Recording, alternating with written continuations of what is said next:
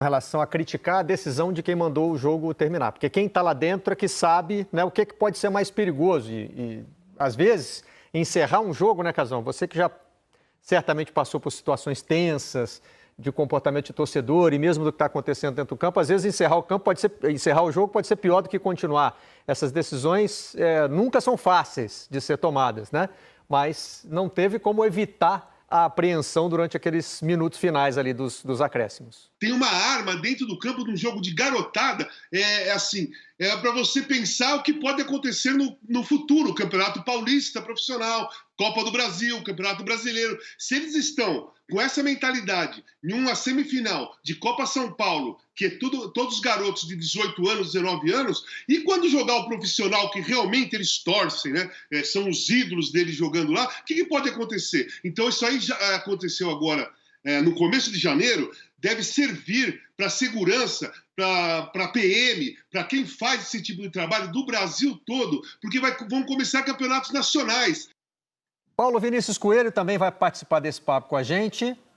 As imagens estão rodando, vão rodar muito, né, PVC? Também nos nossos telejornais, enfim, em vários veículos de comunicação. E sempre que essas imagens aparecem, elas roubam as imagens do jogo, né? Boa noite, Marcelo. Boa noite, Renata Casagrande. Sim, é incrível. Assim, primeira palavra-chave, o Alex deu uma aula no final do jogo, quando ele falou sobre educação. Educação é a palavra-chave desse país. Ele falou sobre educação em relação ao Lucas Senna, falou sobre educação em relação à invasão do campo, com um punhal que podia ter ferido gravemente um jogador. Estou de acordo com o Casagrande, especialmente porque o jogo já tinha acabado. Já tinha passado do tempo regulamentar, era para o árbitro ter bom senso e encerrar a partida naquele episódio. Agora, o outro lado é impressionante como a Copa São Paulo atrai esse tipo de coisa. E não dá pra... Antigamente se dizia assim, até acho que tinha um certo preconceito mesmo em relação a... Quando se dizia, porque não cobra ingresso, então vai todo tipo de gente. Não é por causa disso. É porque a polícia não consegue dar segurança. Hoje tinha ingresso a R$40 e o torcedor invade o campo com um punhal. A gente vai lembrar de 2 episódios de Copa São Paulo entre São Paulo e Palmeiras. Em 95, Supercopa São Paulo, o episódio trágico da morte do menino Márcio Gasparim, com invasão de campo com paus e pedras, porque o Pacaembu também reforma. E depois, em 2004, na única semifinal antes desta, entre São Paulo e Palmeiras, no estádio Bruno José Daniel, houve pancadaria do lado de fora do estádio, entre torcedores de São Paulo e Palmeiras. Você sabe que pode acontecer, você tem que reforçar a segurança. É inadmissível o cara conseguir invadir o cara conseguir entrar na arquibancada, quanto mais invadir o campo com uma faca, armado. E ainda não apareceu, mas, bom, já deve ter aparecido nas redes sociais, mas daqui a pouco começa também, né, Renata, a tropa da normalização, né, de dizer que futebol é isso aí, que é futebol raiz, que a gente é muito Nutella, que a gente fica querendo... Nossa! Né? Enfim, daqui a pouco vai aparecer essa galera aí.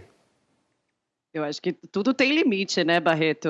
E é muito louco, porque no início da transmissão, o Gustavo Villani e o PVC estavam falando sobre a questão da torcida única, né? Eu acho que São Paulo é um dos grandes exemplos de coisas tristes que acontecem no futebol na questão das proibições de tudo, né? Não pode nada no estádio, não pode bandeira com mastro, não pode cerveja, não pode torcida visitante em clássico. Eu acho que cada vez mais, o que a Polícia Militar e o Ministério Público fazem em São Paulo é vetar os elementos que fazem parte do jogo e daqui a pouco vão vetar a torcida. Vão falar, a Copa São Paulo não precisa ter torcida porque senão vai dar briga. E não é Como é que a gente não vai discutir o fato desse cara ter entrado com uma faca dentro do estádio? Isso é inexplicável. Assim, como eu contei aqui no início, eu já fui barrada no estádio com um caderno. E ainda debati, falei assim, não faz sentido, o que eu vou fazer com esse caderno? Não, mas pode pegar fogo. E eu acho que esse é o raciocínio que leva ao fim do futebol, né? Porque ele começa assim, não, 2 torcidas não dá, porque brigam a qual? Então tira uma. Aí tem uma só, mas com uma só o cara entra com a faca no campo. Então tira essa também, né? Vamos jogar no estádio vazio. Aí as torcidas vão brigar fora do campo, como elas inclusive já fazem hoje. Aí a conclusão final não, negócio de futebol, acho melhor não, né? Porque as pessoas brigam, né? Se a gente for partir por essa linha de raciocínio, vamos acabar tirando o sofá da sala, Casagrande. Não, é isso. Eu queria falar o seguinte, eu sou da época de jogador de futebol, que os clássicos tinham 2 torcidas. Então, naquela época, o Palmeiras tinha o campo dele, a Portuguesa tinha o campo, o São Paulo tinha o campo, mas os clássicos raramente era no Parque Antártico ou no Pacaembu. Os clássicos eram mesmo no Morumbi. Você jogava ali o primeiro turno, o mando de jogo do Corinthians com a camisa branca e o São Paulo listrado. E depois mudava, e com o Palmeiras, e com o Santos e tudo mais. E eu acho que as coisas começaram a se complicar por causa da educação que o Alex falou, que ele foi certíssimo, foi no ponto, concordo com o PVC, quando cada time, cada clube começou a ter o seu estádio. E aí você se sente dono do terreno. Aí não é um estádio de futebol. Aqui é o meu terreno. E aí a outra torcida não pode ir no seu estádio. E o outro jogo também você não pode ir lá naquela torcida, porque eles vão brigar. E mesmo quando eles não vão, quando não tem torcida, eles brigam no metrô. Eles marcam encontro para brigar. Então é uma coisa que está muito acima do futebol na realidade. A responsabilidade toda é da falta de educação do país, né? A falta de educação, principalmente do apoio do governo, do apoio de vários governos, né? Não vou falar só desse, mas assim, isso é falta de educação, isso é falta de empatia, isso é falta de compreender o local que você está dentro do estádio de futebol vendo um jogo de futebol, os garotos estão jogando, você não tem que estar com faca. Aquela cena última aí, o garoto Caio, né, que é o jogador do São Paulo, tentando segurar um cara de camisa vermelha, de boné, o dobro do tamanho dele, para ele não ir agredir um moleque do Palmeiras. Porque esses caras que entraram aí são todos torcedores de São Paulo e foram para agredir a garotada do Palmeiras. E um garoto do São Paulo teve que segurar um marmanjo, cara. O que já está sendo investigado sobre os incidentes da partida? Hernan, boa noite. Boa noite a todos. Eu conversei com uma pessoa da Federação Paulista que está lá na Arena Barueri, que participou de tudo isso, e num primeiro momento o relato é o seguinte, a informação é a seguinte. Linha especial Jontex para sensações intensas.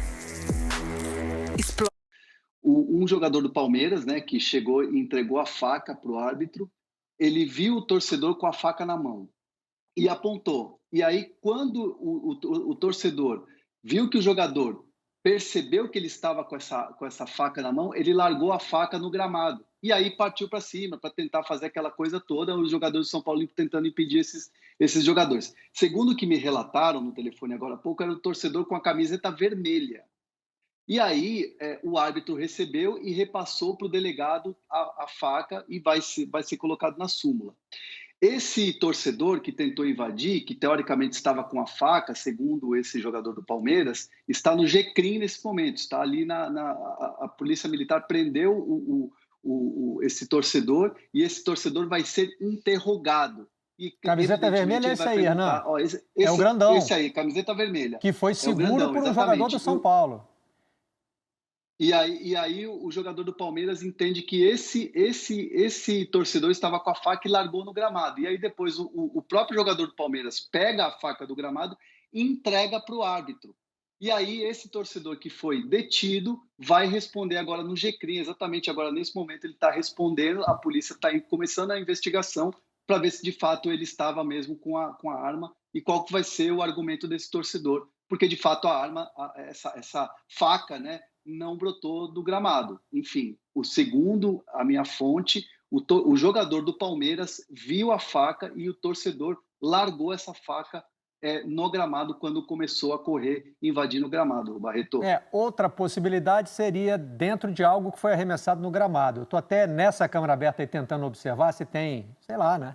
Pode ter alguma coisa arremessada no gramado que dentro dela, sei lá, uma bolsa, A informação que circula nesse momento, perfeito, lá na Arena Barueri, com a arbitragem, que inclusive está relatando na súmula, é que o jogador do Palmeiras viu o torcedor com a faca e esse torcedor largou a faca ali num momento